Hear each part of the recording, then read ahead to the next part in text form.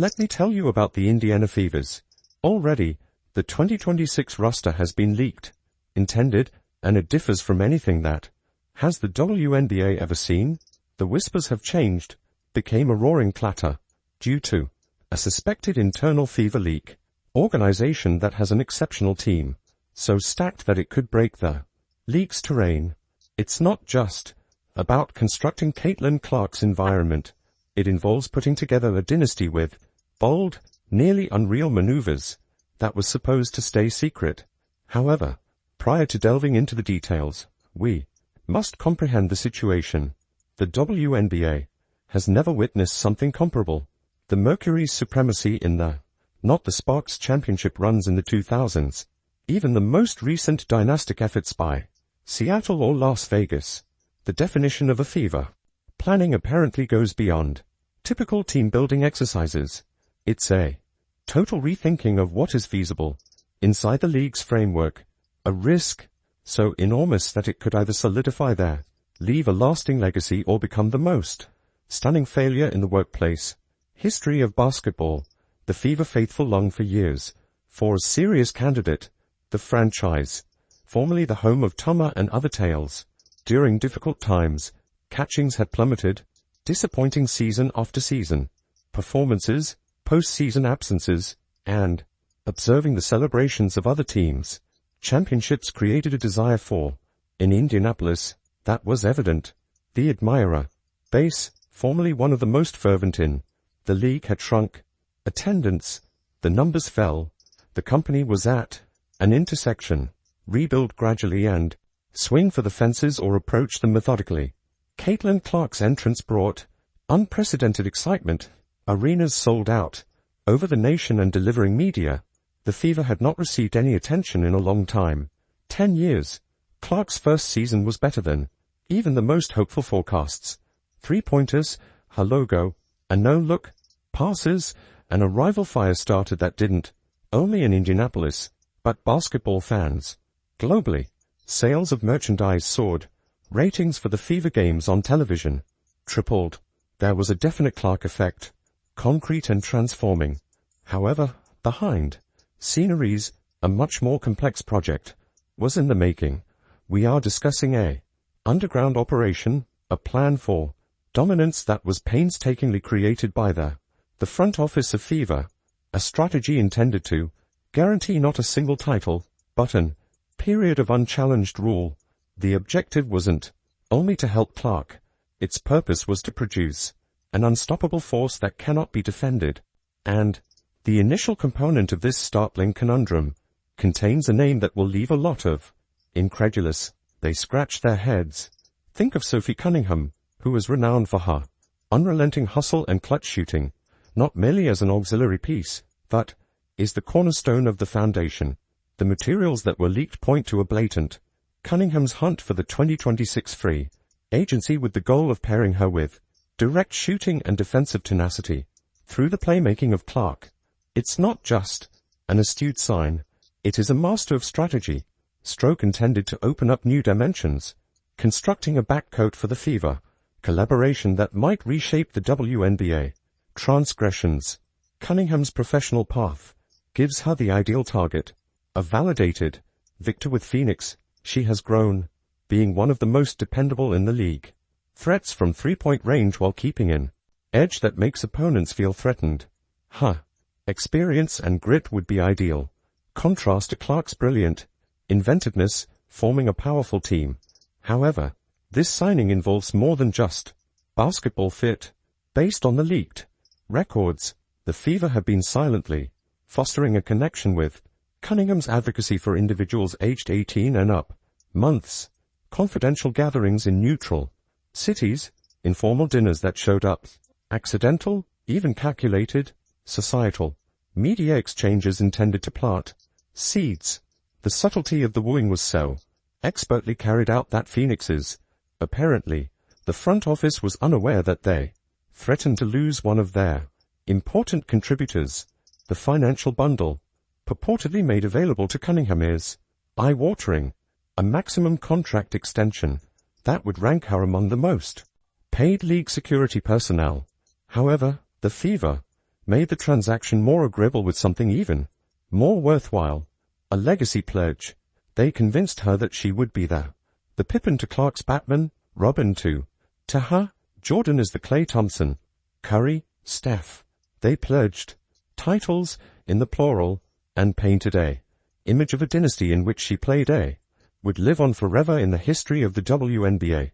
Additionally, the signing would cause a stir via the league's competitive equilibrium, the capacity of Cunningham to space the floor would provide Clark with hitherto unheard of space to work. Defenses would have to contend with an unfeasible decision, fall on Clark and expose Cunningham to lethal three-pointers or show consideration for Cunningham's shooting and observing Clark's analysis of them, with her scoring and passing. It's a choose your poison situation that coaches would give you nightmares. However, that wasn't the entire tale. The purported Cunningham is just one stop on the roster. Rumors covertly reveal the Fever sought out another outstanding talent, a internal dominant power that would provide their unrivaled dominance in the paint. This athlete, the current MVP, potentially the 2026 candidate, was apparently courted through covert means, a gesture so subtle that it totally went unnoticed by other WNBA players. Franchise. Although the materials that were released don't identify this player by name, possibly purposefully omitted or preserved, league insiders have been using code names to making wild speculations. Is it a forward with versatility who can protect the rim and extend the floor? A conventional post player who is in charge the glass and offers a tangible what absence did the Fever have? Or maybe a versatile player that can score goals at throughout the three levels while securing the defense. What the league has told us is the pay package that was discussed. We are discussing a supermax transaction, the type of agreement that calls for inventive, manipulating the salary cap and possibly star power at the expense of depth. It seems that Fever's financial team ran hundreds of situations, investigating each potential path under the WNBA's agreement to make collective bargaining. The figures are accurate. The outrageousness of obtaining a player of that caliber to Cunningham and Clark together create a image of a group created for an almost undue advantage. This wouldn't only be a big three, it would be ideal.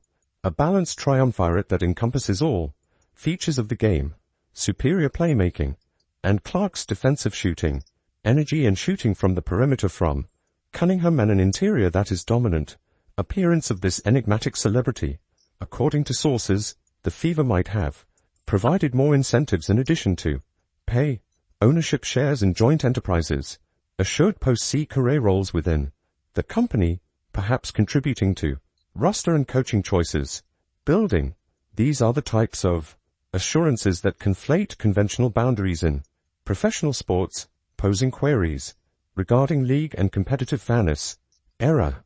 This brings us to the driving force behind everything, the Fever's GM. The purported publicity presents a image of a general manager who is prepared to play chess with large stakes, making moves that are both outstanding, and some may argue that it's incredibly early to be exposed. The tactic used, vigorous cap management, and possibly even contentious pledges to ensure these celebrities well in advance, placing bets on a future where, as a result of this breach, stands uncovered for everyone to see. The general manager who replaced the Fever's basketball activities only 3 years prior had a reputation for being a creative thinker. An ex-athlete became executive. They were aware of the game's various viewpoints, but more crucially, they comprehended contemporary sports industry, the importance of stars, power, how crucial market timing is, and the readiness to make thoughtful dangers that others would be afraid to take. The confidential documents that were disclosed show a leader who researched the NBA Superteam formations with compulsiveness, from the Heats, from the Warriors dynasty to the Big Three. Every instance of the Nets' attempted Superteam, lessons were drawn from the study. What worked? What didn't work? How could the WNBA's distinct pay and structure, should the cap be leveraged differently? The research was thorough and somewhat scholarly in its thoroughness. However, there's a darker factor to take into account.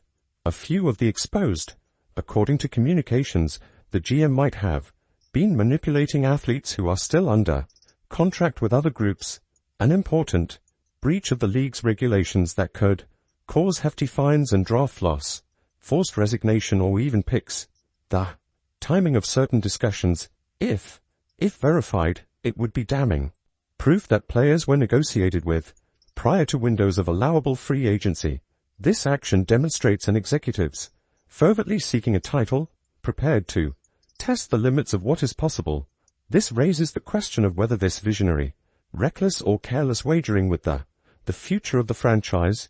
The response might ascertain not only the outcome of the fever, but could change the way an aggressive front offices are able to function throughout the league. The general managers, the maneuvers of the past now resemble chess components being set up for this final gambit, giving up the future assets, refusing to accept a certain offer, sheets, and creating seemingly incomprehensible roster choices. Everything at once makes sense in the clearing context, limiting space and preserving adaptability. For this huge drive in 2026, the consequences around the WNBA would be instantaneous and seismic. It is said that rival GMs are rushing, confronting the potential of this elite squad coming to pass. There have been calls for emergency gatherings, front desks that believed they were in a favorable position for 2026 and thereafter unexpectedly find themselves wondering everything. The fans are yelling, a few thrilled at the possibility of an uncontrollable fever, with some criticizing the creation of a super squad capable of upset the competitive balance of the league. Social media has taken off, with discussions over competitive parity, the competitive spirit as opposed to amusement value, and if the WNBA should impose more stringent regulations to avoid such talent concentrations. All other franchises now have to reconsider its entire approach, understanding it may be dealing with a genuinely unprecedented juggernaut within a few seasons. Teams that were organizing small enhancements are currently taking into account their own violent actions. Free agency. The 2025 and 2026 market has been thrown into total mayhem, with agents using this information to increase their client values. The Liberty of New York recently achievement is said to investigating its own retaliation. Could they put together an opposing super squad to compete with its victory? Las Vegas, according to reports, Pedigree is speeding up its own hiring schedules. Connecticut, Phoenix, Seattle, and all other contenders are now in a frenzy, attempting to determine how, in order to stop the fever from producing an unbeatable edge. League headquarters officials are in a challenging situation. Can they step in? Must they? The WNBA has long taken pleasure in equilibrium of competition. However, if everything moves are legally permissible, what justifications do? They must stop this super team formation. Office of the Commissioner. Insiders recommend contentious discussions regarding possible modifications to the rules, but any changes would require permission from the players' union and the team owners, both groups having conflicting agendas. According to reports, television networks are ecstatic. The likelihood of a dynasty, villain stories, as well as David versus Pure Gold is represented by Goliath storylines, 4 plots and ratings.